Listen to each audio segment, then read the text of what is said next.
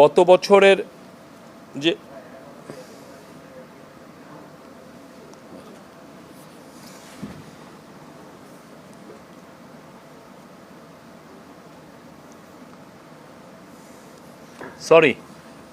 গত বছরের আমাদের যে জিডিপির যে হিসাব, জিডিপি গ্রোথের হিসাবে এটা একটা ফাইনালাইজ হয়েছে। তো সেটা এই মিটিংয়ে ফার্স্টে এটা রিভিল করা হয়।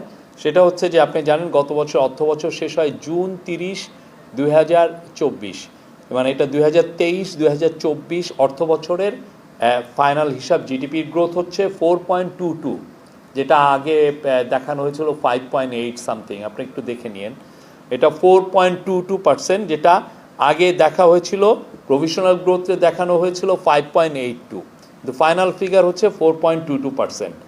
জিডিপি সাইজ বলা হচ্ছে এখন বাংলাদেশের বাংলাদেশি টাকায় হচ্ছে 50,027 বিলিয়ন টাকা, যেটা $450 বিলিয়ন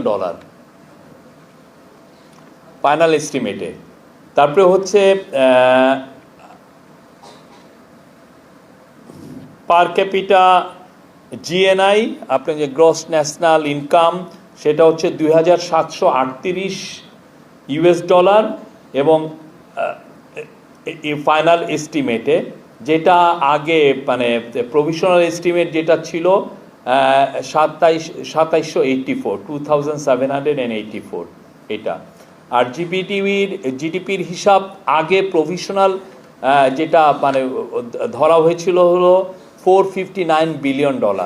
তো এটা ফাইনাল এস্টিমেটে এসছে হচ্ছে $450 বিলিয়ন। এটা আজকে দেওয়া হচ্ছে। এবং আজকে আরও একটা বিষয় আসছে, সেটা হচ্ছে যে আপনারা জানেন যে কালকে অপারেশন ডেভিল হান্ট শুরু হয়েছে, এবং ওরই পরিপ্রেক্ষিতে আপনারা জানেন কিছুদিন আগে প্রফেসর ইউনূস জানিয়েছিলেন, একটা মিটিং করেছিলেন একটা সিনিয়র আইন শৃঙ্খলা বাহিনীদের কর্মকর্তাদের সাথে। সেখানে